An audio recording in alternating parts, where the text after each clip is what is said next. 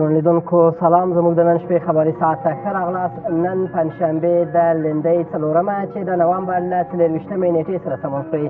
په سر کې هم پام وکړئ د مهمو خبرونو سر ټکو ته. د سولې د خبرو په اړه د طالبانو د خپلمنځي مشورو پیل.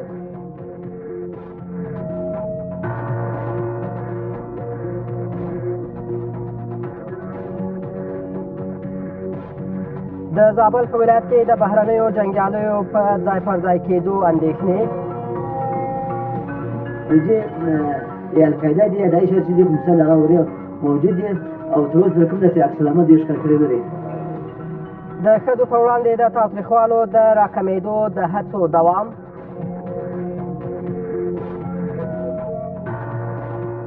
خشونت یک مسئله بسیار جدی و اساسی است در افغانستان و برای مبارزه از این با باید اقدامات و تعهدات جدی اساسی و نظاممند داشته باشیم.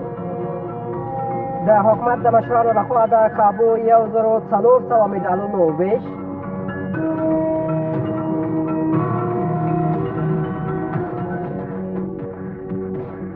او د پاکستان او هند ترمنځ د لفظي شخړو ډیریدل.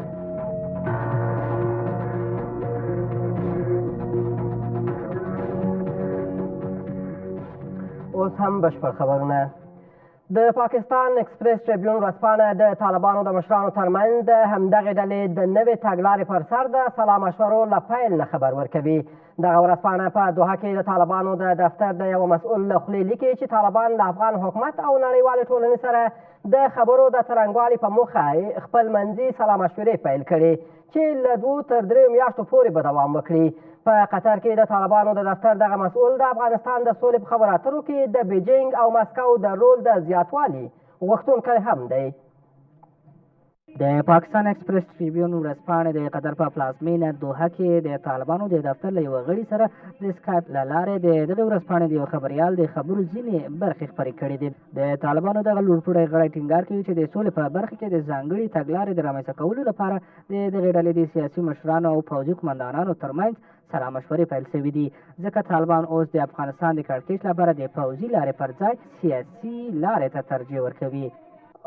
طالبان څو ډلې طالبان دي چې یوه ډله هغه خلک دي چې هغه د عیسائی په لاس کې دي یا د پردي په لاس کې یا جن خلک دي چې هغه هېڅکله زما په نظر سولې ته نه آماده کېږي.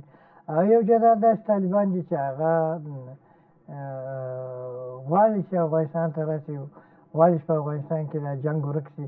خو په دغو خبرو کې نوې خبره د افغانستان د سولې په خبرو کې روسیې او چین ته د پیاوړي رول ورکولو لپاره د طالبانو غوښتنه ده، ځکه د دغې ډلې په اند مسکو و بیجینګ په افغانستان کې د سولې د خبرو ضمانت کولی شي. به یقین که روس‌ها یک بازی کلانی را در این منطقه با امریکا مشترکاً به دست خواهد گرفتن و اگر امریکا از این منطقه خسته شده باشه به یقین که این منطقه را برای چینایی‌ها و برای روس‌ها واگذار میشه.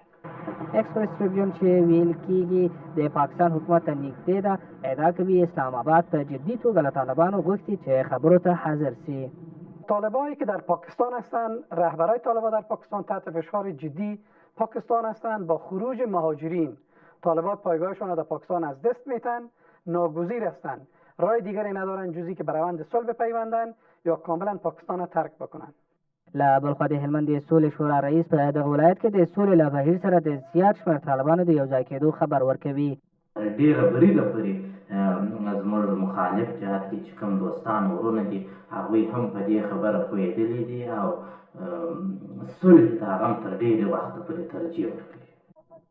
د افغانستان د سولې په خبرو کې د روسیې او چین د پراخ رول په اړه د طالبانو غوښتنه په داسې حال کې مطرح کېږي چې ټاکل شوې د افغانستان په اړه د روسیې، چین او پاکستان درې اړخیزه غونډه په راتلونکې میاشت کې په مسکو کې جوړه شي. د همدې موضوع په اړه له اسلام آباد څخه پاکستانی ژورنالیست طاهر خان له ځان سره لرو او د دغې موضوع په اړه باندې به له دوی سره بحث وکړو. ښاغلی طاهر خان، سلام پر تاسو، شپه مو په خیر. په لومړي سر کې که د پاکستان د اکسپریس ټریبیون ورځپاڼې کوم مطلب چې خپور کړی دی، دوی وایي چې د طالبانو د مشرانو ترمنځ د همدغه ډلې د نوې تګلارې پر سر د دوی ترمنځ سلا مشورې پیل شوې چې څه ډول د افغان حکومت او نړیوالې ټولنې سره دوی خبرې اترې وکړي. ستاسو په نظر باندې دغه څرګندونې څومره واقعیت لري؟ څه د دې باعث شوي چې اوس طالبان دې ته اړ کوي تر څو د افغان حکومت او د نړیوال ټولنې سره د خبرو اترو لپاره دوی لارې چارې پیدا کړي؟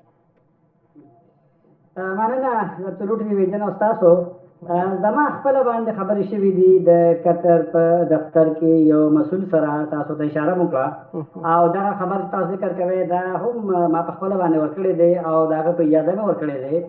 البته هغه د نوم نه ښودلو خواهش څرګند کړی و.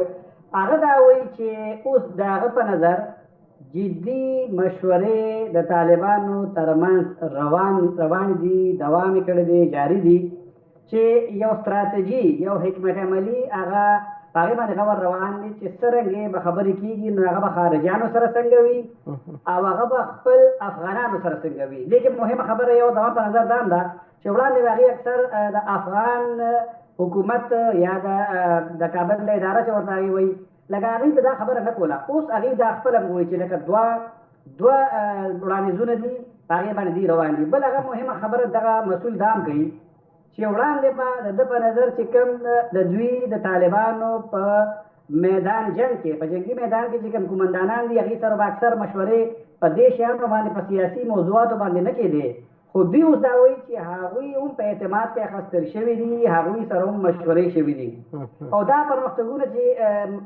احتمال شته چې په نږدې کې وشي دا لکه پاکستان ته طالبانو پلاوی هم راغلی و هغه بیا واپس هم تللی دی، هغې دلته مشورې کړې وې او زما دا معلومات دي چې هغه پلاوی اسلام آباد ته هم راغلی او دلته د بهرنیو چارو په وزارت کې هم د هغې یوه غونډه شوې وه.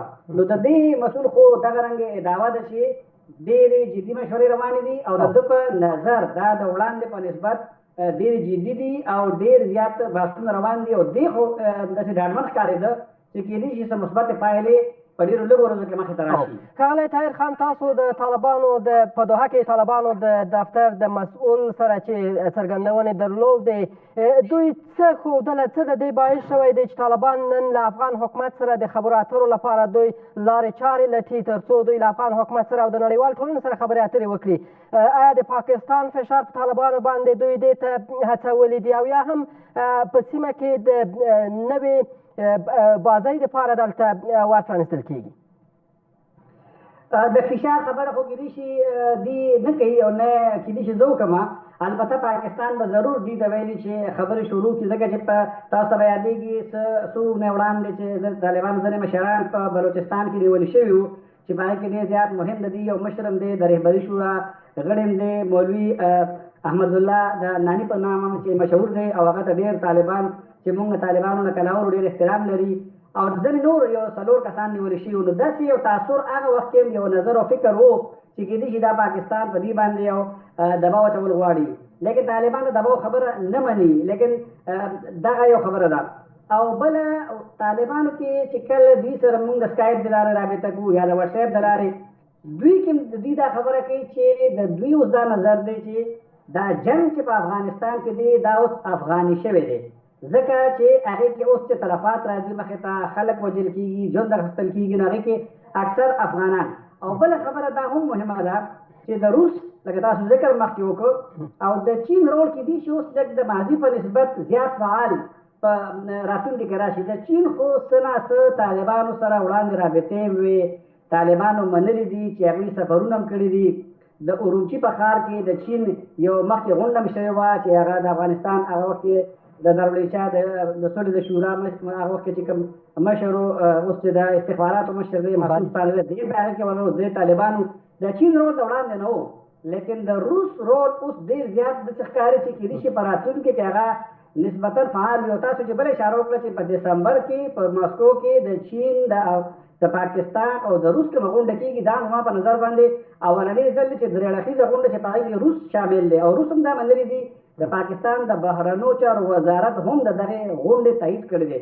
نو د چین او بل دغه مسؤل سره چې زما خبرې کېدې ځکه چې طالبان کېدای شي په دې سوچ کې چې یو ضمانتي ګارنټر به څوک وي که چلې دا خبرې شروع کېږي نو کله چې هغې نه ما د چین او د روس تپوس وکړو نو هغې وایي چې موږ به لکه د دا نظر و د دغه مسؤل چې دوی به هرکلی کوي که دغه رنګې هېوادونه مخې ته راشي او د هغې څه رول وي منځګړتوب وي یا درېمګړتوب وي. او اما خالد طاهر خان تاسو په جریان کې یاستئ دغه په سیمه کې کوم سیاستونه چې اوس لوبېږي دې ټولو ته په کتو سره تر کومه ځایه پورې به چین او روسیه وتوانېږي مسکو به وتوانېږي چې دوی په درست ډول سره دغه درېمګړیتوب ترسره کړي او یا هم د ځینې هېوادونه خپلمنځي ستونزو مشکلاتو ته په کتو سره هغه ستونزې چې امریکا یې د روسیې سره لري او یا هم دغلته چین یې د ځینو نورو هېوادونو سره لري دغه به تر کومه ځایه پورې د دغه خبرو اترو پر وړاندې خنډ واقع شي او یا به هم داسې وپتېیل شي چې دغه دوه هېوادونه به طالبانو ته د زیات امتیاز ورکولو په هڅه کې واوسي. دا ستاسو ډېر مهم سوال دی او دلته به زه یو بله خبره مو کوم چې تاسو سره یادېږي چې د څلور اړخیزه یو ګروپ هم و چې هغې کې چین هم شامل امریکا افغانستان او پاکستان لیکن هغې څه پایلې څه نتیجې مخې ته رانغلې د پاکستان ایران او د افغانستان هم یو درې اړخیزه ګروپ شته دغه رنګې د ترکیې د پاکستان او د افغانستان هم یو ګروپ شته دغه رنګې د برطانیې افغانستان او پاکستان یو ګروپ شته لیکن تر اوسه پورې هغې څه نتیجې د صلح په تړاو کې نه دي ورکړې روس چې اوس مخې ته راغلی دی زما خیال دی چې افغانستان کې مو په دې سیمه کې لږ نور سیاستونه بدلېږي تاسو اشاره مو کړه چې یو خو ځینې خلک په پاکستان کې هم دا څېړونکي وایي چې په دې راتلونکي کې په مستقبل کې کېدای شي یو نوی الاینمنټ ورته هغې وایي یو نوی اتحاد ورته وایي چې هغه رامخې ته شي او په هغې کې د روس او د چین یو ډېر فعال رول وي لیکن ځینې خلک دا هم وایي چې مسله ځکه په هغې کې ډېر زیات مؤثر نه وي دا ټول ګروپونه دا ټول د هېوادونو دا ګروپونه چې دي چې د علت چې کوم د هغې په نظر باندې په افغانستان کې چې کوم دا پاتې خارجي فوجان دي د هغې دا نظر دی تر څو دوی په اړه باندې لیکن یو بله مهمه خبره زه وکړم چې اکثر به دا څلور اړخیزه ګروپ چې و د چین امریکې او د افغانستان او پاکستان نو موږ به چې بیا خلکو نه تپوس نه کوو چې امریکا په دغه غونډو کې څه وایي آیا هغې د افغانستان نه تګ غواړي او که نه نو پاکستانیانو چینایانو هغې دا خبره به لکه مونږ ته ګوره چې کله به مونږ تپوس وکړو چې امریکایان په غونډو کې دا وایي چې هغوی د افغانستان تلو ته تیار دي افغانستان څخه وتل غواړي البته علي به هغې د افغانستان نه وځي تر څو چې افغانستان کې طالبان او حکومت جوړجاړي ته ورسېږي نو لکه داسې یو نوی اوس یو نظام روان دی نو هیلې او امیدونه خو شته خو د افغانستان طاهر خان د وروستۍ پوښتنې په توګه چې نور خپرونې وخت هم ډېر کم پاتې دی هغه کوم اعتماد او باور چې پاکستان پر طالبانو باندې درلود هغه تر کومه ځای پورې په اوس کې ورځ تر بلې بایلېدل شوی ښودل کېږي ځکه اوس طالبان د دې غوښتونکي دي چې درېیمګړیتوب اوس چین او مسکو وکړي نور کله به پاکستان لومړی اخیستل کېدو دغه ویره ستاسو په نظر باندې تر کومه ځایه پورې په واقعیت به بدله شي دا خبره استاد ډېره زیاته مهم ده زما نظر دا دی چې کله زموږ خبرې کېږي زما خیال طالبان هغې عمره په پاکستان باندې اوس اعتماد نه لري که په ماضي کې و ځکه چې هغې د پاکستان نه هم ډېرې زیاتې ګیلې لري نو او زما نظر دا دی چې د پاکستان په فکر کې او سوچ کې لږ بدلون امکانات پیدا شوي دي ځکه چې مخکې به په پاکستان باندې دا شک و چې څوک افغانستان کې سوله غواړي چا سره خبرې غواړي نو حامد کرزي صاحب هم دا خبره کوله چې هغه کسان تختول کېږي یا وژل کېږي یا نیول کېږي لیکن د حزب اسلامي او د حکومت هوکړې ته که موږ وګورو تړون ته وګورو نو د حزب اسلامي دا خبرې لکه په خپله باندې داخلوال صاحب وایي سفیر د افغانستان چې دا خبرې شروع شوې د اسلام آباد نه وې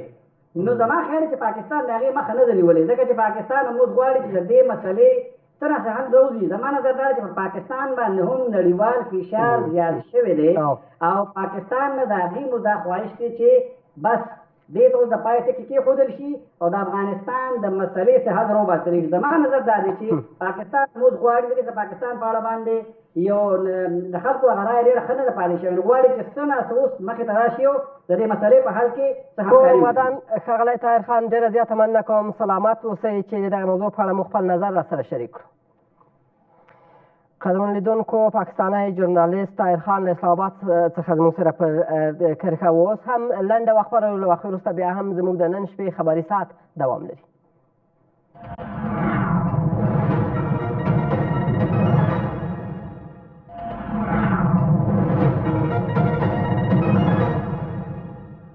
بیا هم ښه راغلاست د زابل ولایتي شورا د نوموړي ولایت په 5 ولسوالیو کې د سلګونو بهرنیو جنګیالیو او د دوی د کورنیو له ځای پر ځای کېدو څخه سخت اندېښنه لري.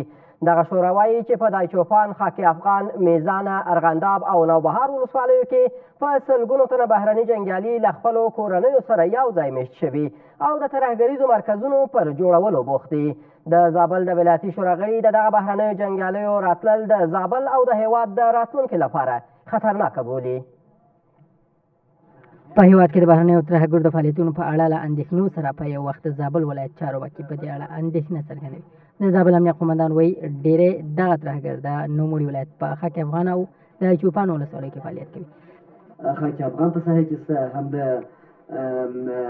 د چوپان په ساحه کې شته، هم ځینې د ارغنداب ځینې ساحې دي چې هغه ډېرې غرنۍ لرې منطقې دي.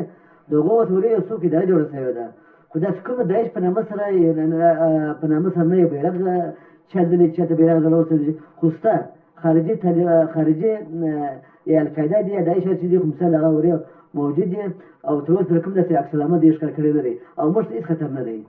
له بلې خوا د زابل ولایتي شورا خبرداری کوي که د دغو ترهګرو پر خلاف اقدام ونه شي ښایي چې د دوی د فعالیت ساحه نوره هم پراخه شي. په دې 5 ولسوالیو کې اوس پیلندی حضور لري او په وروستیو ورځو کې د دوی 300 فامیله نور راغلي دي، هلته ځای پر ځای شوي دي. بیخي د خاک افغان په منطقه کې ډېرې منطقې هلته طالبانو دوی ته پرېښي دي. هغه کلي وو، هغه مسؤلیت چې طالبانو درلوده یا په هغه منطقه کې رفت آمد کوي، هغه منطقې هم دوی ته پرېښي دي. د ترهګرو د فعالیتونو د پراختیا په اړه په داسې حال کې اندېښنې څرګندوي چې د ملګرو ملتونو په وروستي رپورټ کې ویل شوي چې په افغانستان کې د بهرنیو ترهګرو شمېر څه د پاسه 11,000 تن ته زیات شوی دی. نور کورني خبرونه هم لرو، خو تر لږ ځنډ وروسته.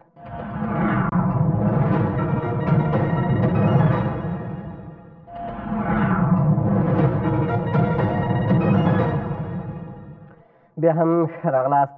لوی څارنوال په هیواد کې د ښځو او ماشومانو په وړاندې د تاوتریخوالو له زیاتوالي اندېښنه کوي. فرید حمیدي وایي چې د میرمنو او ماشومانو په وړاندې د تاوتریخوالي شمېرې ښیي چې اوس هم افغانستان د ښځو او ماشومانو لپاره وړ ځای نه دی. لوی څارنوالي د ښځو او ماشومانو په وړاندې د تاوتریخوالي سره د مبارزې په برخه کې له بېلابېلو بنسټونو سره 4 هوکړه-لیکونه هم لاسلیک کړل. د ښځو په وړاندې د تاوتریخوالي زیاتوالی حکومت له دې ښکارنده سره د مبارزې لپاره هوډمن کړی. لوی څارنوالۍ د ولسمشر په وړاندې د ښځو او ماشومانو پر خلاف د تاوتریخوالي سره د مبارزې لپاره د پوهنې، عامې روغتیا او لوړو زده کړو وزارتونو او د سیمه ییزو ارګانونو له ادارې سره 4 موافقې لاسلیک کړې. لوی څارنوالۍ د ښځو په وړاندې تاوتریخوالي ملي ستونزه بولي او د دغو موافقو د لاسلیک موخه د میرمنو کورنیو د وضعیت ښه کول بولي. احصایه‌ها و آماری که از خشونت وجود دارد متاسفانه در افغانستان نشان دهنده ای است که خشونت یک مسئله بسیار جدی و اساسی است در افغانستان و برای مبارزه از این باید اقدامات و تعهدات جدی، اساسی و نظاممند داشته باشیم. تنها برخورد جزایی و عدلی و قضایی با پدیده خشونت در افغانستان نمیتونه خشونت را کاهش بده.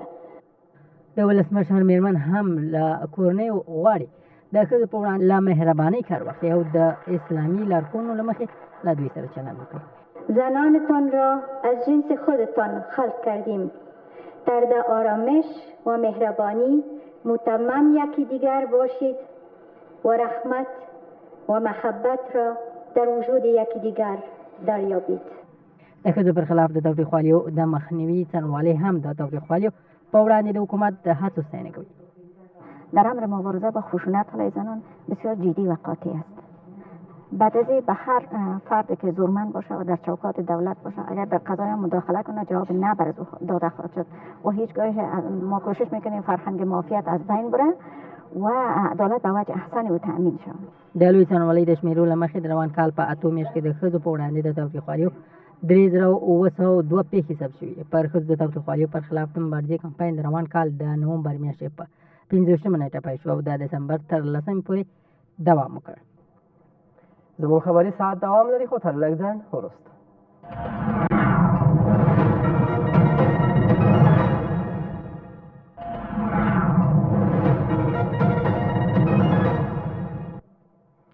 بیا هم ښه راغلاست. د ملي امنیت د عمومي ریاست پخوانی رئیس امرالله صالح د ملګرو ملتونو د امنیت شورا په نړۍ او په ځانګړې توګه افغانستان کې د سولې د راوستلو په برخه کې ناکامه بولي.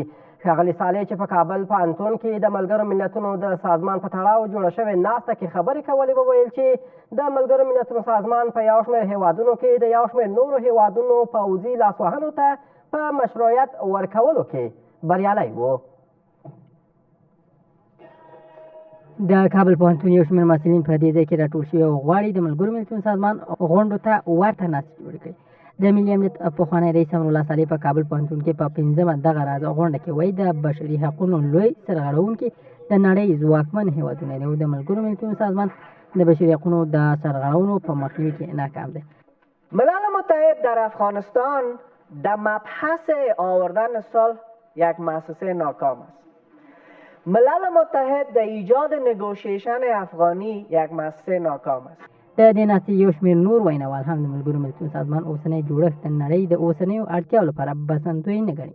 بعد از 70 سال هنوز هم متاسفانه جهانی که ما در زندگی میکنیم، جهانی که در او بشریت به عنوان وارث و به عنوان میراث این ارزش‌های مدنی و ارزش‌های تمدنی آرزومند است در صلح و صفا و صمیمیت و همگرایی و همکاری و همیاری زندگی بکنند، متاسفانه دچار چالش‌ها و دچار ناهمگونی‌های جدی است. امروز کسایی که در برابر سازمان ملل متحد ایستاد میشن، اجماع بر سرشان است که شما نمیخواین که حقوق بشر در دنیا رعایت شود، شما نمیخواین که اصل تساوی برابری حاکمیت کشورها مطرح باشه.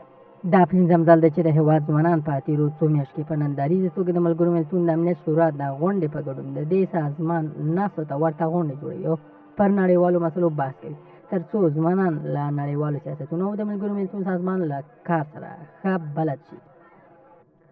د پروان والي په دغه ولایت کې د ترهګرو ډلو د کړنو د نفوذ د پراخوالي له هڅو اندېښنه څرګندوي. د پروان والي وایي چې القاعده، داعش او طالبان هڅه کوي چې د نوموړي ولایت امنیت له منځه یوسي.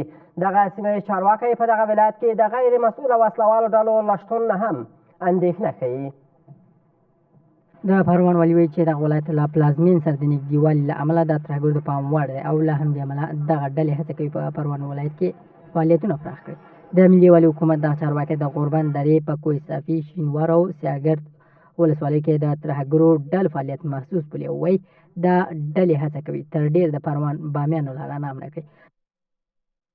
ما به اساس گزارشاتی که تا هنوز داریم عوامل و افرادی در بعض نقاط دوردست و دره‌های صعب العبور کوه صافی اطلاعات ابتدایی ما نشان میده که بعضی افراد وابسته به داعش کوشش دارند که در اونجا اگر بتانن جابجایی شوند. در قلمرو غوربندها کوشش دارند که در کدام نقطه بتانن جابجا شوند، ولی ما قضیه را جدی زیر پیگیری داریم. د نامسؤلو وسلوالو ډلو فعالیت د پروان ولایت د چارواکو یوه بله اندېښنه ده. دغه چارواکي وایي چې هغه 15 ناقانونه وسلوالې ډلې چې دا ولایت یې نامه کړی ونیول شوې.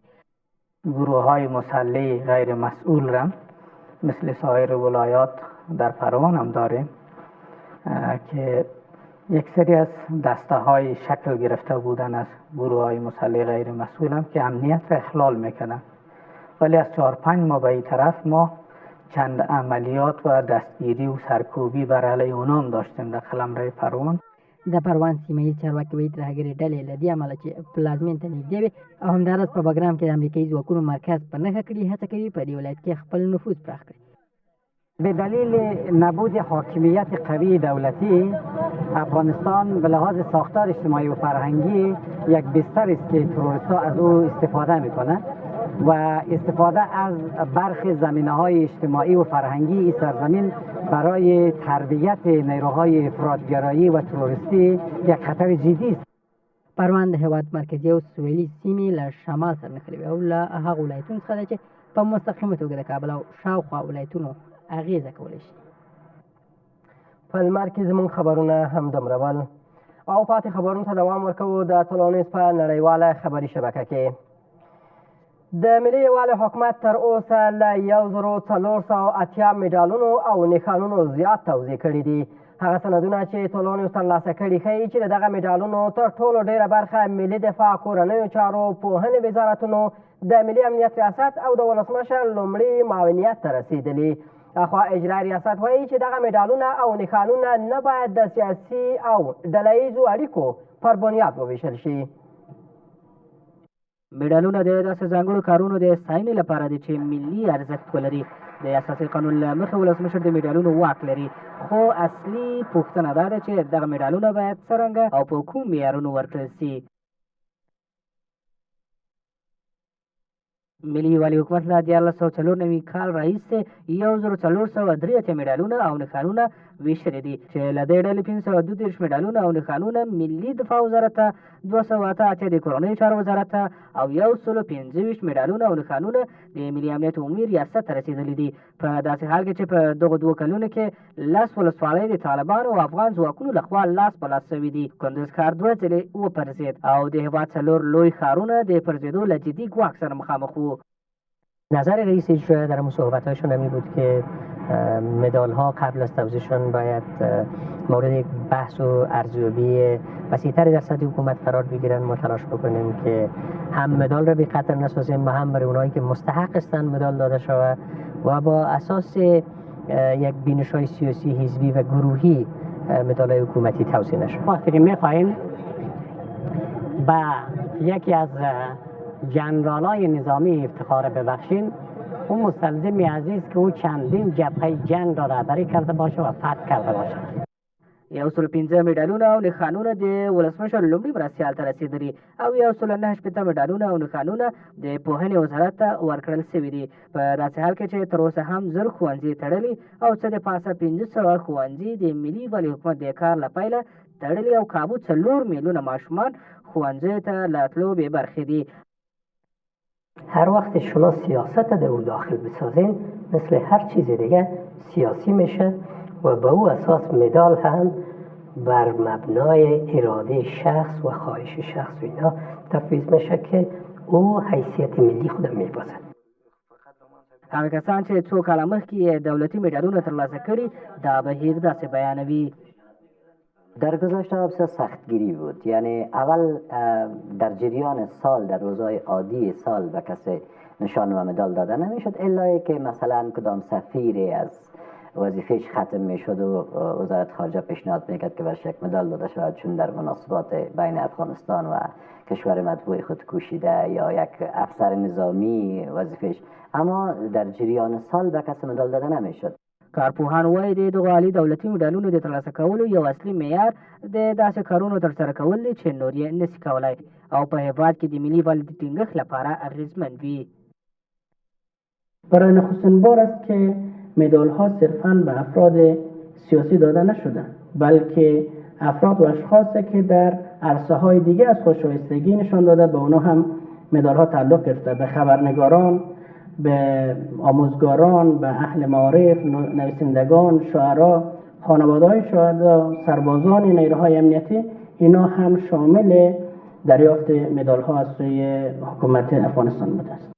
هماغه شان چې په حکومتونو کې کسانو ته سزا ورکول کیږي، مکافات هم ورکول کیږي چې د نښانونو، ستاینلیکونو او مډالونو ورکول د حکومت لخوا تر ټولو ارزښتمن مکافات دي. خو داسې باور کیږي چې له هر اړخیزو څېړنو پرته د دغو نښانونو او مډالونو ورکول د هغه ارزښت کموي. د 2014 کال په ولسمشرۍ ټاکنو کې د درغلۍ او تخلف د عاملانو له پېژندلو پرته د ټاکنیزو کمیسیونونو د پخوانیو کمیشنرانو لرې کېدل له یو شمېر پوښتنو ګربېږنو سره مخ شوي دي. د ټاکنو د خپلواک کمیسیون پخوانی مشر وایي چې د حکومت مشرانو د یوه سیاسي هوکړلیک په ترسره کېدو د مکافاتو او مجازاتو اصل تر پښو لاندې کړی.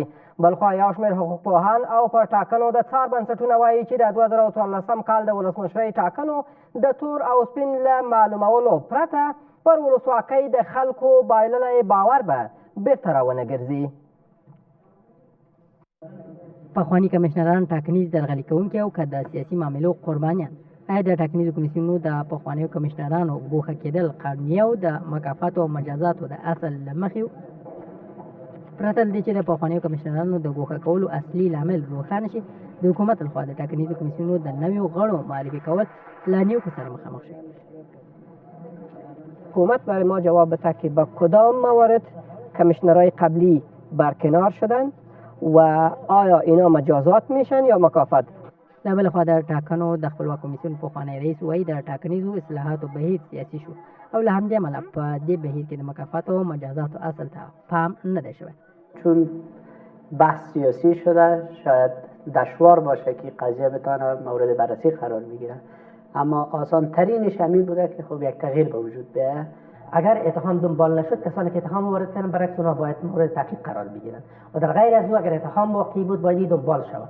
اگر دنبال نمیشه پس از این معلوم میشه که نوعی از تفاهم سیاسی هم در اتهام و هم در بخشش مکافات یا مجازاتش وجود دارد. خو اجرایي ریاست د 2014 کال په ولسمشري ټاکنو کې د درغلي کوونکو سرغړونکو د عاملینو او د انتخاباتو رسوایي د لاملونو پر روښانه کولو ټینګار کوي. د ټاکنو د نظام سمون د حکومت لپاره لومړیتوب و او د دغه لومړیتوب په نظر کې نیولو سره تر ټولو زیات تمرکز اصلاحات ته و. بینان اوس چې نظام اصلاح شوی دی بحث پر دې وي چې د افغانستان خلکو ته ووایي چې چا له رای سره خیانت کړی و، څه ډول او ولې شوی. له دې سره سره ولسمشر د ټاکنیزو کمیسیونونو له پخوانیو کمشنرانو سره په کتنه کې د دوی د کړنو ستاینه وکړه. ولسمشر په دې کتنه کې د ټاکنیزو کمیسیونونو د پخوانیو کمشنرانو د برخلیک په اړه څه نه دي ویلي، خو د دوی د امنیت پر ساتلو ټینګار کوي. په سږني روان کال کې په بلخ ولایت کې 2 ښځې د واده په پلمه پلورل شوي او پر 12 تنو نورو جنسي تیری ترسره شوی. د بلخ ولایت د ښځو په وړاندې د تاوتریخوالي د منع د څارنوالۍ رئیس وایي چې سږ کال تر اوسه پورې د دوی په اداره کې د ښځو په وړاندې د تاوتریخوالي 161 پیښې ثبت شوې. نوموړی وایي چې په دغه تاوتریخوالو کې وهل ډبول، د ښځو ځورول، له کور نه تېښته، ځان وژنې، جنسي تیری، په مرګ ګواښل، له میراث نه محرومېدل او د ښځو خرڅول شامل دي. د ښځو پر خلاف د تاوتریخوالي د نړیوالې ورځې له امله د مزار شریف د ښځو د شبکې په دفتر کې یو شمېر مېرمنې راغونډې شوي او په روان کال کې د ښځو په وړاندې د تاوتریخوالو لکه صحرایي محکمو، وژنو او جنسي تیریو د پیښو په اړه اندېښنې څرګندوي.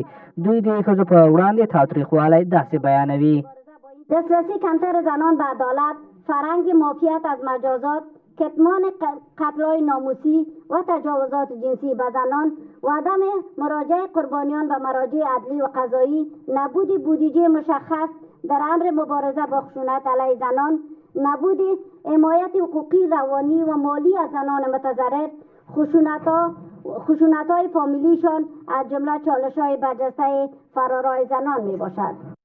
د بلخ ولایت د ښځو په وړاندې د تاوتریخوالي د مخنیوي د څارنوالۍ رئیس هم وایي په روان کال کې 110 د وهلو ټکولو، 10 د سوځولو، 12 د وژلو او ځاني وژنې، 6 له میراثه د بې برخې کېدو، 6 د مرګ، 12 د جنسي تیري او 2 د کوژدې په پلمه د ښځو د پلور پیښې په دغه دفتر کې ثبت شوي دي. امروز ما نمیتونیم که صدای خود بلند کنیم. اگر ما صدای خود بلند کنیم ما تهدید میشیم، اما کسی نیست که از ما حمایت کنه. د ښځو پر خلاف د تاوتریخوالي د مخنیوي لپاره کوټلې ګامونه پورته کوي چې دا هڅې یې 15 کاله مخکې د بلخ ولایت له دهدادي ولسوالۍ څخه پیل کړي دي. بیشتر کار را که ما میتونستیم در سطح قریجات و در سطح ولسوالی انجام بدیم موضوع آگاهی دهی بود که یکی از مشکلات امی است که مردم از قوانین، از موضوعات آگاهی ندارند و اینمی باعث شده که مشکلات و چالش ها بیشتر شوند، نه تنها در عرصه خانم بلکه در عرصه آقایان یا مردها هم همچنان. کارپوهان هم په هیواد کې د ښځو په وړاندې د تاوتریخوالي د له منځه وړلو د لارو چارو وړاندیز کوي. مجازات علنی و با وقت و زمان مجرمین یکی از گزینه‌هایی است میتونه حداقل جلوگیری بکنه. حمایت نکردن دولت مردان از مجرمین، از بین بردن رشوه‌ستانی ها در برابر مجازات مجرمین و بریوز نشمردن مجرمین میتونه که یک راه حل برای کاهش موضوع خشونت باشد. له دې سره سره داسې غوښتنې کېږي چې حکومت د ښځو په وړاندې د تاوتریخوالي په وړاندې مبارزه په کاري لومړیتوب کې راولي او په دولتي ادارو کې د ښځو د پراخې ونډې زمینه برابره سي. د لښکرګاه په بوست روغتون کې شاوخوا 2000 په خوارځواکۍ اخته ماشومان تداوي شوي دي. د هلمند روغتیایي چارواکي خبر ورکوي چې د روان میلادي کال په ترڅ کې د یاد ولایت 2000 ماشومان د خوارځواکۍ په ناروغۍ اخته شوي دي. د لښکرګاه د مرکزي روغتون مسؤلین وایي چې د دغه ماشومانو څخه یې په ډېر شمېر کې تداوي شوي او ډېر کم شمېر یې ژوند له لاسه ورکړی دی. ډېری ډاکټران د کورنیو له لوري ماشومانو ته نه پاملرنه او د هلمند د یو شمېر ولسوالیو د لارو بندښت یې لوی لاملونه بولي چې پر وخت تر روغتیایي مرکزونو نه دي رسول شوي. د روان 2014 کال په لړ کې شاوخوا 2000 ماشومان په هلمند کې د خوارځواکۍ په مریضۍ اخته شوي دي. دغه ماشومان چې ډېری یې درملنه شوې او یو شمېر لا هم په روغتون کې تر درملنې لاندې دي. د لښکرګاه ښار د مرکزي روغتون مسؤلین وایي چې د خوارځواکۍ په ناروغۍ اخته ناروغانو څخه ډېری یې د نامنو ولسوالۍ اوسېدونکي دي. نو تقریبا دغه مریضان چې موږ ته راځي د کال په جریان کې چې تیار کړو په هره میاشت کې تقریبا چې هغه موږ دغه کړي دي د 1950 تر 2000 پورې رسېږي. تقریبا چې موږ هغه تحقیق وکړو د 2000 پورې موږ مریضان تر اوسه پورې په دغه کال کې چې دغه د اصلي میاشت دغه په ختمېدو تر اوسه پورې 2000 ته د ظرفیت رسولی دي مریضان. ډاکټران جګړه روغتون ته د ناروغانو پر وخت نه مراجعه او د کورنۍ له لوري ناسمه پاملرنه د خوارځواکۍ د ناروغۍ لاملونه بولي او وایي چې دا هغه عوامل دي چې د خوارځواکۍ کچه لوړه کړې ده. دغه مریضان دلته ډېر دي. دا مریضان زیاتره د ساحل څخه راځي ځکه چې هلته د خوراک او د دې شیانو زمینه ورته داسې خاص نه برابرېږي او د میندو د پاملرنه ورته نه وي. صحیان سمه نه ده، نو په دې خطر باندې هغوی داسې خوارځواکۍ باندې مخامخ کېږي او بیا بالاخره چې راځي داسې د شفاخانه کې د ستړۍ او ورته شیدې او مواد چې لازم دي هغه ورته ورکوي، بالاخره جوړېږي او درته په ورته وخت کې یو شمېر میندې همدا مني چې د حاملګۍ په وخت کې ناغېړي او بې پروایي ترې کېږي چې له کبله ماشومان له خوارځواکۍ سره مخ کېږي.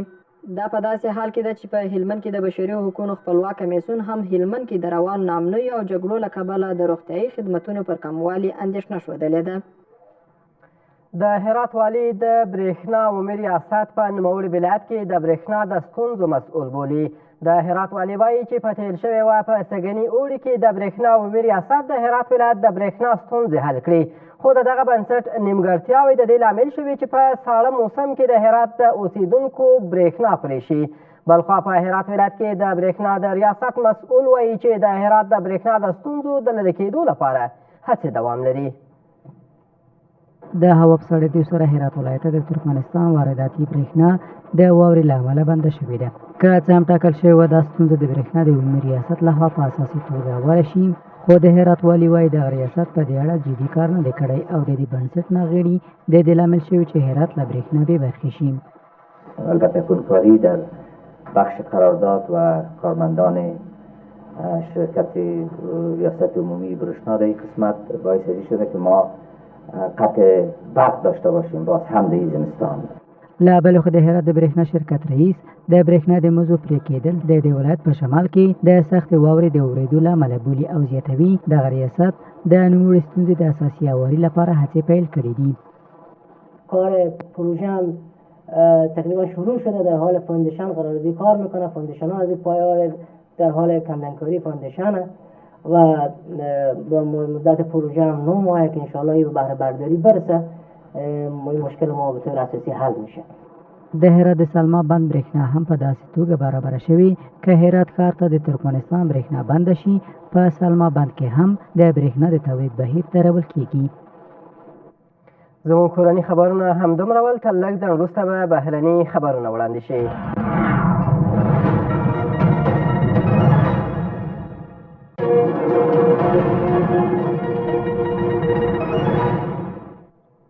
بیا هم ښه راغلاست. اوس هم پام وکړئ څو بهرنیو خبرونو ته.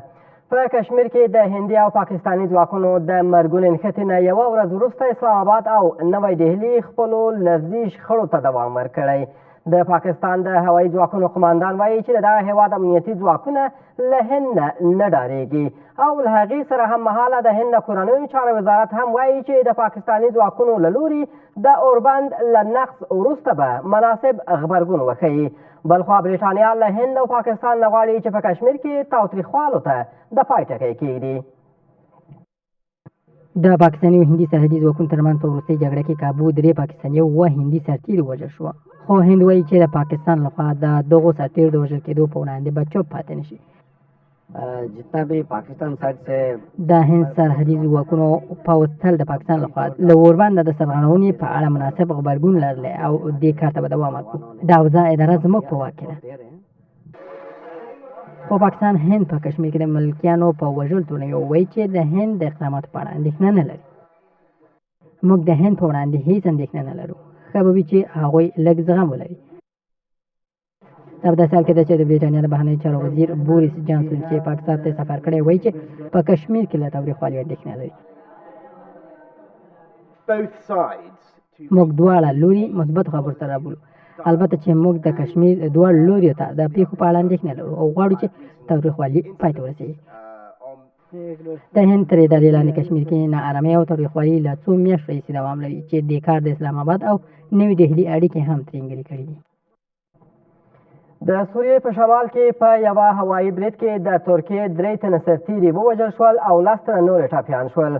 د ترکیې پوځ وایي چې دغه برید د سوریې د پوځ د جنګېدونکو الوتکو له لوري ترسره شوی دی.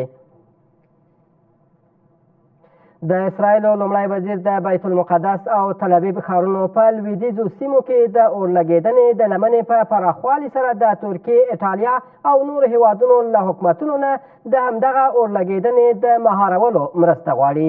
دغه اورلګېدنه چې د چهارشنبې له ورځې نه په اسرائیلو کې دوام لري او تر دې دمه یې علت هم نه دی څرګند شوی.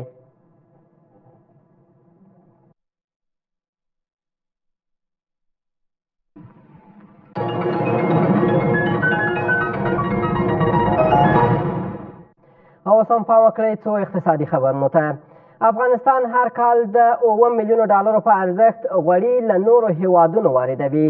د صنایعو د ټولنې مسؤلان وایي چې اوس مهال غوړیو ته د خلکو ډېرې اړتیا ته په پام سره د غوړیو د تولید په برخه کې د امکاناتو له نشتوالي سره 6 فابریکې فعالیت کوي چې دا فابریکې د اړتیا وړ غوړي نشي پوره کولی، چې له همدې امله ډېره برخه غوړي له هېواده بهر واردېږي. په همدې حال کې د عامې روغتیا وزارت وایي هغه غوړي چې له هېواده بهر واردېږي مناسب کیفیت نه لري او همداراز د معیاري ازمایښت خونو د نشتوالي له امله دا وزارت یادو غوړیو کیفیت په سمه توګه نشي کنټرولولی. په هېواد کې د غوړیو د تولید 6 فابریکې چې په ورځ کې د 300 ټنه غوړیو د تولید ظرفیت لري کار کوي، خو د اندازه تولید د هېواد د اړتیا وړ غوړي نشي پوره کولی او هر کال 8.5 ټنه غوړي چې ارزښت یې 7 میلیونه ډالر کېږي له نورو هېوادونو افغانستان ته واردېږي. د صنایعو مالکان وایي چې د اومه توکو نشتوالی، د دوامداره برېښنا نشتون، د پانګوال د مال او ځان نه خوندیتوب، له پانګونې د حکومت کم ملاتړ او د فابریکو د جوړېدو لپاره د ځمکو کموالی د هغوی د فعالیتونو په وړاندې جدي ستونزې. د صنایعو د مالکان وایي که څه هم چې غوړي په دننه هېواد کې تولیدېږي او ښه کیفیت لري، خو د هېواد بازارونه له بهرنیو غوړیو ډک دي.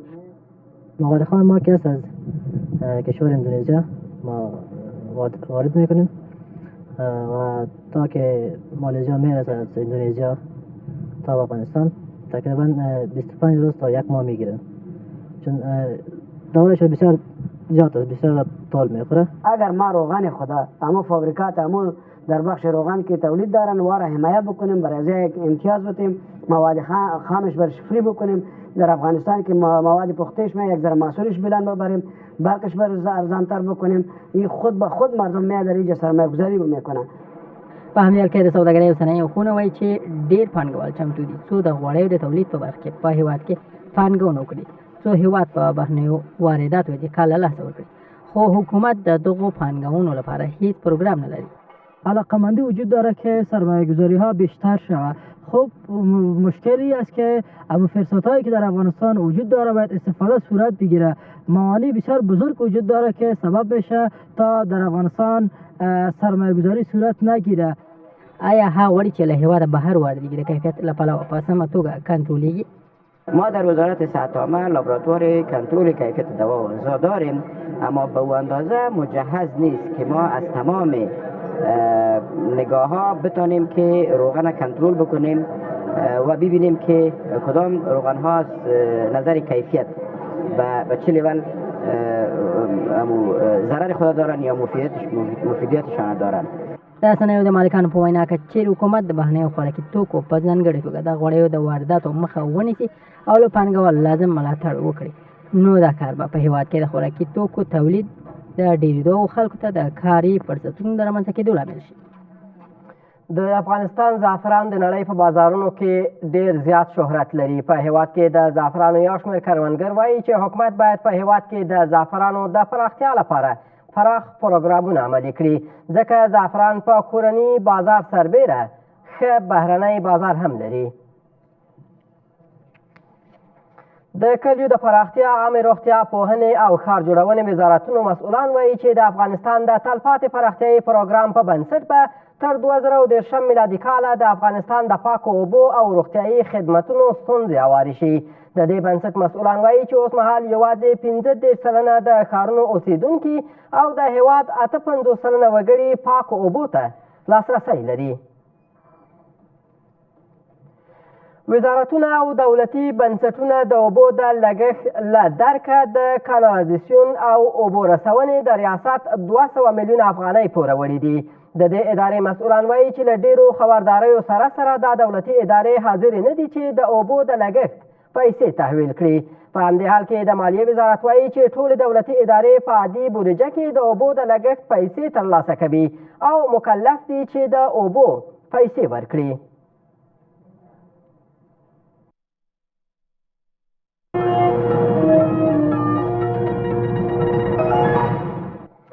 اوس هم پام وکړئ څو سپورتي خبرونو ته. د احمدشاه ابدالي د الکوزي کرکټ جام په سیالیو کې مس عینک او سپین غر لوبډلو د خپلو سیالانو په ماتولو سره وروستي پړاو ته لاره پیدا کړه. په دې لوبه کې تر اوسه ډېرې ویکټې شرف الدین اشرف او ډېرې منډې ناصر جمال ترلاسه کړي دي.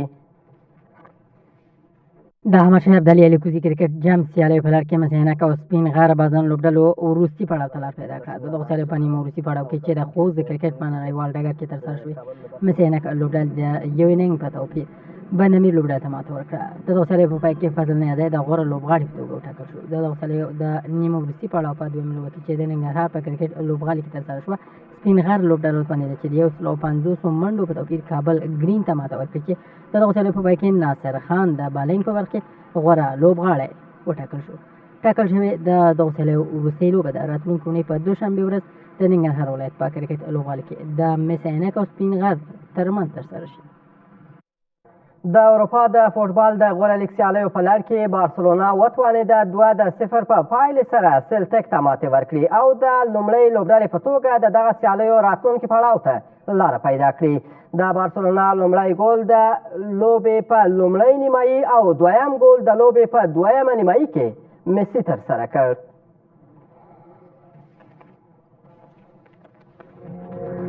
قدرمن لیدونکو، زموږ د نن شپې خبري ساعت هم په همدې ځای پای ته رسېږي. له ملتیا مو مننه کوم. ښه شپه ولرئ.